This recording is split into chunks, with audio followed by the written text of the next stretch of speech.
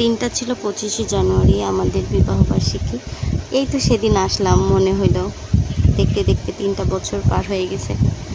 প্রতি বছর এরকম টুকটাক জিনিস আমাদের মাঝে থাকে। এই ছোট্ট কুড়ে ঘরের রাজরানী আমি, তার হাত ধরে আসছি, আবার তার সাথেই যত আনন্দ খুনসুটি সব। শ্বশুর শাশুড়ি যেমনই হোক, স্বামী ভালো তো দুনিয়া ভালো। আমি নিজে যদি মনে করি যে আনন্দ করব, তা আনন্দ হবে। আর যদি মনে করি না, তাদের কথায় কষ্ট পাই, চুপ করে থাকবো, তাহলে চুপ করে থাকা লাগবে। আমার শ্বশুর ছাগলের একটা বাচ্চা নিয়ে আইছিল, মাঝরাতে উঠে এই কাজ করতেছি, আর শাশুড়ি দিল একটা তাড়া আমারে। পরে দরজা বন্ধ করে কেক কাটতেছিলাম, আমারে বারবার ডাকছে, কিন্তু আমি লজ্জায় আসিনি। পরে আমার শাশুড়ি এক প্রকার জোর করেই দিল আইনে।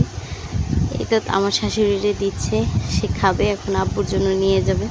এটা শীতের সময়ের ভিডিও, মানে অনেক আগের, জানুয়ারির 25 তারিখ, তো শীতই থাকে। তারপরে দিলাম। ননদ ছিল ক্যামেরাম্যান, চাইছিলাম না, তারপরও সে ভিডিও করছে কিছু মুহূর্ত, যা স্মৃতি করে রাখাই ভালো। আমার হাজব্যান্ড প্রথমে জ্যোতিরে দিল, জ্যোতি আমারে দিল, আবার আমি ঘুরাই জ্যোতিরেই দিলাম। আসলে ভাই বোনের ভালোবাসার তুলনা হয় না। আমি আর আমার হাজব্যান্ড দুষ্টুমিতে ব্যস্ত, তার চোখ মুখে লাগাই দিচ্ছি, সে আবার আমারে দিল। এরকম করতে করতে আমাদের দিনগুলো পার হয়ে গেছে। আসলে বেচারার মনে অনেক কষ্ট, সে চাইলেও আমার ওইভাবে কিছু দিতে পারে না, কারণ সে চাইলেও বের হতে পারে না আমার মতো।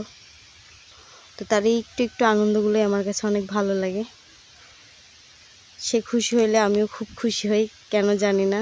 বিয়ের পর থেকে তার উপরে অন্যরকম একটা মায়া কাজ করে, যা পৃথিবীর কোনো মানুষের জন্য করে না। তো সে এতটা খুশি হবে আমি কল্পনাও করি নাই। যাক, আলহামদুলিল্লাহ।